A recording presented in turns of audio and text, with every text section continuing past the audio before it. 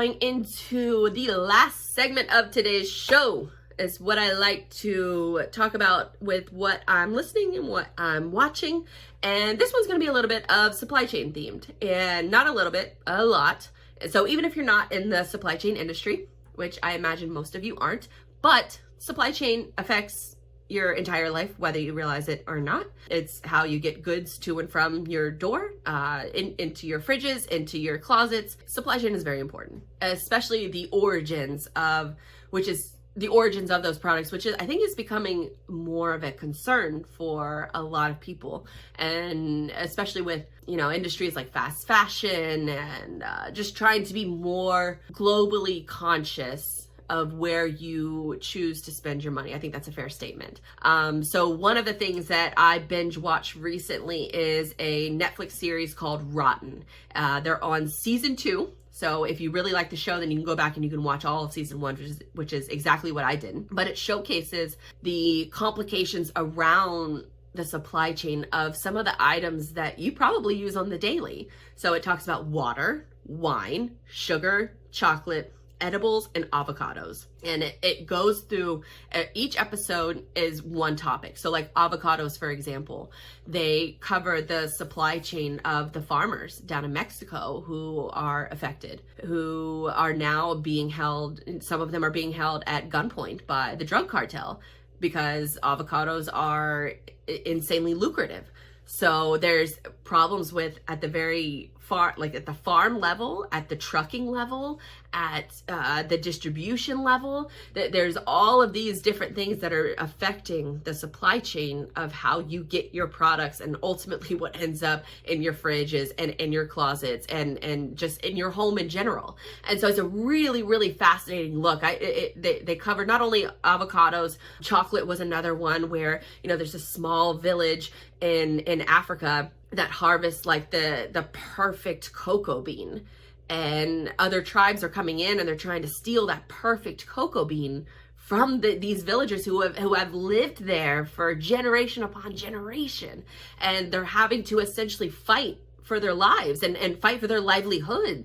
And it's a fascinating look into how your products and how some of your favorite products get to your doorstep, and the ethical consumption of these products, the ethical farming of some of these products. It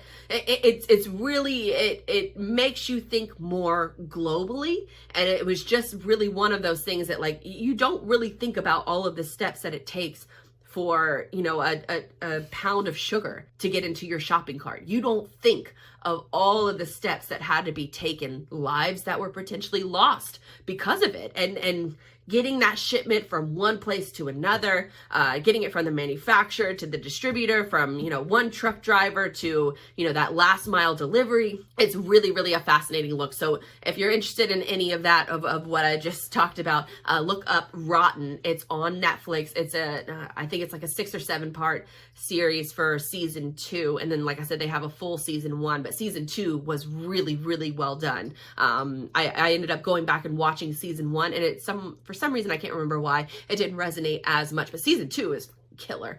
So it's killer content, both literally and figuratively, but definitely highly, highly recommend that watch. Next up on what I'm listening to and what I'm watching is Freightwaves.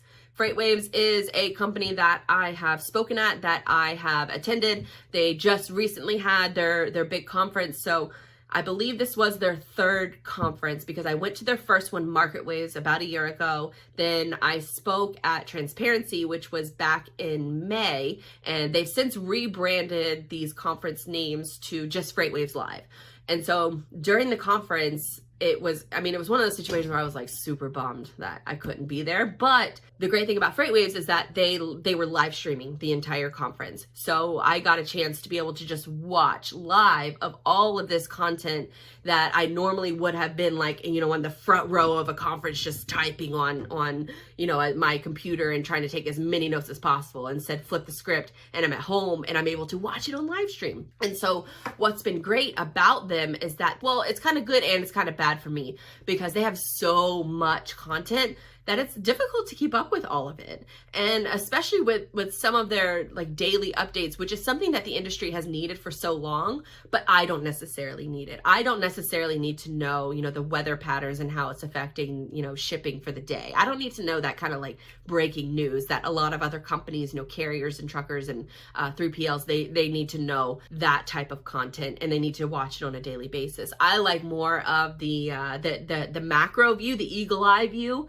And so what's great is that they've taken all of that content, the content that was at their conference, content that they produce on a regular basis now, and they've put it in one central location, and that's the Freightwaves TV app. And it just launched all major, Android, for you Android people. It's out there for you guys too. It's definitely in the Apple Store. I've already downloaded it. You can stream it to multiple different devices, but it has all of the best content that they have that isn't necessarily like breaking news. They have all of that content right there for you. They have it played out too, so where you can, or not played out, but they have it segmented out per different shows, so you can make your own playlist. Say you're only interested, I think they have like something like 10 or 11 shows now, which is insane. So they're pumping out. It goes back to like my point of they're just pumping out so much content that sometimes it's difficult to keep up with on a daily basis. But because they have this app now, I can go in, I can make my own playlist, get notifications specifically for that playlist, and then I can binge watch it much like I would, a Netflix series. But I can binge watch it on my time and on demand. So it's really, really great. If you're in the industry in any capacity, I would highly recommend downloading the Freightwaves TV app. And then another thing, keeping it in sort of, the supply chain family, is the Let's Know Things podcast. I've been a big fan of this podcast for a couple years now. I listen religiously. Colin Wright, he drops a new episode every single week, and he covers a variety of different topics. And one of his more recent episodes is right up my alley, and it's probably right up a lot of your guys' alley, but it's the 1-day shipping episode. So if you look up Let's Know Things podcast, find their 1-day shipping episode, because it highlights the history of e-commerce, the Amazon effect of e-commerce, which Amazon, I think it was reported the other day, that they now make up more than 50% of all e-commerce purchases, which is insane. It's a billion-dollar industry, multi-billion-dollar industry, and they take up half of that market share, which is insane.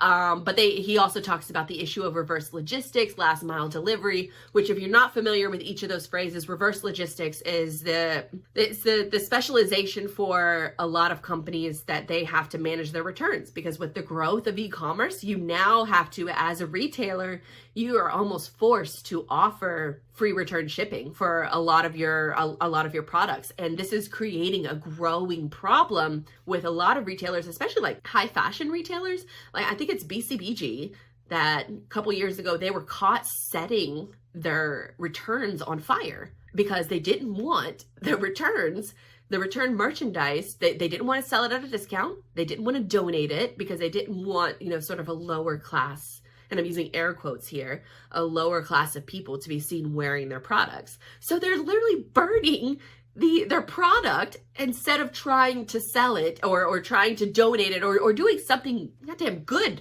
with the product. So reverse logistics is a big issue. And I think, by the way, just a little side note, BCBG, when they got caught doing that, they changed their stance on it. And so now they're going to start donating the clothes or whatever. But reverse logistics is going to become a growing issue for a lot of companies, a lot of retailers out there. And I think what's an interesting concept too, and this wasn't actually mentioned in the show, but it's dealing with same-day shipping, dealing with 2-day shipping even. It's a growing environmental concern as well. He actually does talk about the growing environmental concern in that issue or in that episode. When you think about, trying to be like a responsible consumer and trying to purchase responsibly when you can, I'm not against, getting an outfit, 2-day shipped to me when I need it and I don't have time to run out to the mall or go to a responsible, whatever. A lot of times you don't have the time to be responsible. But if you do have the time, you should make time for it. And you should try to be responsible. But the last mile delivery.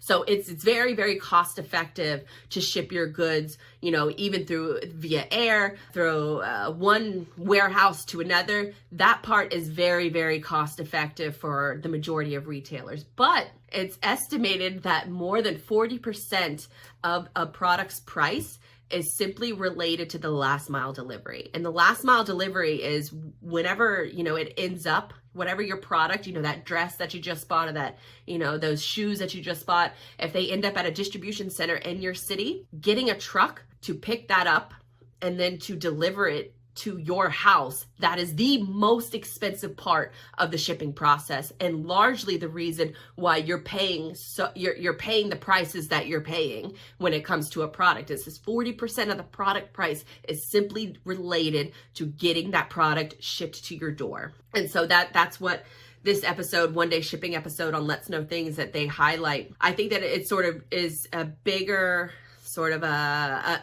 scope on what is going to continuously be a problem. Reverse logistics and last mile delivery. And then also, how do retailers compete with a company like Amazon? I think it was Target yesterday that they just released their earnings call, and it was drastically better than what a lot of people thought where they would be. And their biggest reason for that is that they've started offering the curbside pickup, and they're also doing the shipped from the store. So if you think about it, Target has locations all across this all across this country. And so then they can act as a distribution location, and they can use their own company trucks within those stores, and they can do the same day shipping or ship from the store. Or what's even more beneficial to them is if they do either the curbside pickup or in-store pickup, because it gets that much needed foot traffic into the store. And that's the number one problem that retailers are facing right now, is getting that foot traffic into the store. And so Target had insane, and I'm trying to look up the stat right now of what they actually, I think it was somewhere like 90% of cost cutting is resulted strictly from these ship from store and the curbside pickup, which is an insane. So obviously you're going to be seeing more of this, from Walmart. I read because of Target's success with this program, Walmart has now increased their profile for picking up groceries. That pickup grocery, delivery section of the stores now, whenever you drive by it, I think that's implemented in like more than 3,000 stores across the country, and it's growing. So you'll start to see more retailers like Walmart's, like Kohl's, a lot of these bigger box retailers that are going to try to take advantage of this same strategy that Target has. And obviously it's clearly working. So the one day shipping episode from Let's Know Things is a really great deep dive into sort of the history of e-commerce and how quicker shipping times are transforming this country really in such a short time span. So it's a really interesting listen. And I know that that's, very much like what I'm listening, what I'm watching is very much like supply chain dominated. But if I'm not, besides these three pieces of content sources that I just mentioned, if I'm not digesting that, then I'm probably watching Disney Plus. So it's one or the other. I try to keep the business and the personal side of things. I like to keep those ideas flowing. So hopefully you'll check those out. And I'll put links to everything that I mentioned in this show. You can always find those links to everything that I talked about in the show notes. I'll also put this up in a blog format on bonjourwithblythe.com. You can also be on the lookout for segments of this show and future shows on my other website, my sister website, digitaldispatch.io. That is transportation and logistics focused. So if any of that is of interest to you, just be sure to check out either bonjourwithblythe.com, which is more entrepreneurial focused, or you can check out digitaldispatch.io. And then I also would be remiss if I didn't mention, social media channels. You can find me on most platforms, including TikTok now, which I am experimenting with that platform, and I am loving it so far. I know a lot of people think that it's just, it's an app for kids, but that's where it starts. Like, it starts with the kids, then it moves to the teenagers, and then it moves to the young adults, and then it moves to, the 30 plus people like me. And then before you know it, like when your grandparents and your crazy aunt from Kentucky like joins the platform, that's when it's probably time to move your attention to another place. But TikTok, I'm having a lot of fun with that. It's making me really surprisingly more comfortable with video editing. So I think that, doing more video editing is definitely in my future, but I'm having a lot of fun with it. So you can search for me on TikTok at Blythe Brum, also Twitter, Instagram, Facebook, all the norms at Blythe Brum, YouTube as well. I have, my personal channel which is maybe where you're watching or digesting the show as we speak. So you can look for me on there at Blythe Brum. And then I also have my other two YouTube channels, and that is a marketing focused one, and then also digitaldispatch.io. You can find links to all those on my website, bonjourwithblythe.com. And I think I've plugged that like 7 times now, so I'm sure you probably either already X'd off of this. But if you haven't, until next time, my name is Blythe. I appreciate your time and attention to this show, and I hope to see you soon. Thanks.